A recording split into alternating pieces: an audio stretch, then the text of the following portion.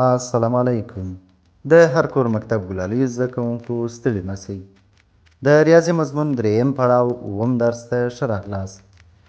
د نن ورځې د درس موضوع مو د هغو دوه رقمي اعدادو د جمع کولو د مثالونو تمرین دی چې یویز یې صفر وي.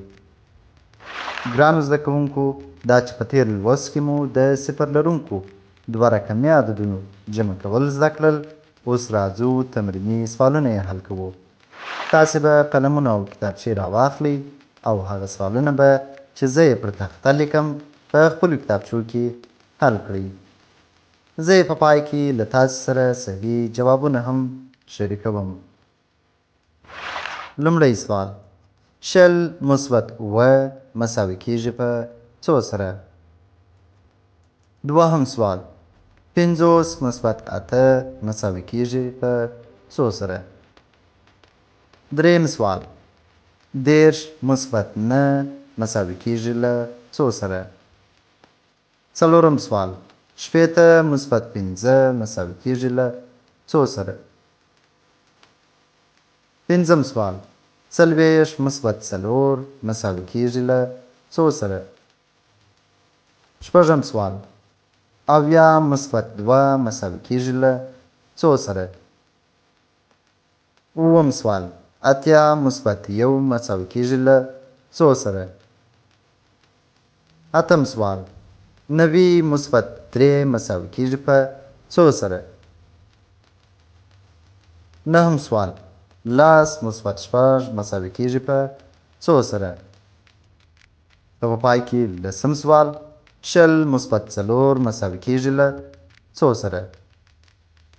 آفرین ګرانو زده کوونکو، دا چې تاسې ټولو دغه سوالونه په خپلو کتابچو کې په منظم ډول حل کړي دي. اوس راځو زه یې صحیح جوابونه درته وایم، تاسې یې په خپلو کتابچو کې له حل کړل شوو جوابونو سره وګورئ او صحیح او غلط یې معلوم کړئ. د لومړي سوال جواب دی 28. د دوهم سوال جواب دی 58. د دریم سوال جواب دی 19. د څلورم سوال جواب دی 65. د پنځم سوال جواب دی 44. د شپږم سوال جواب دی 82. د اووم سوال جواب دی 81. د اتم سوال جواب دی 93. د نهم سوال جواب دی 14. د لسم سوال جواب دی 24. ګلالیو زده کوونکو، اوس نو تاسې د خپلو سوالونو نتیجې له دې جوابونو سره وګورئ چې کوم سوالونه مو صحیح او کوم سوالونه مو غلط حل کړي دي. دا و زموږ د نن ورځې درس. په راتلونکي درس کې به د دوه رقمي اعدادو جمع کول له دوه رقمي اعدادو سره زده کړو. په مخه مو ښه.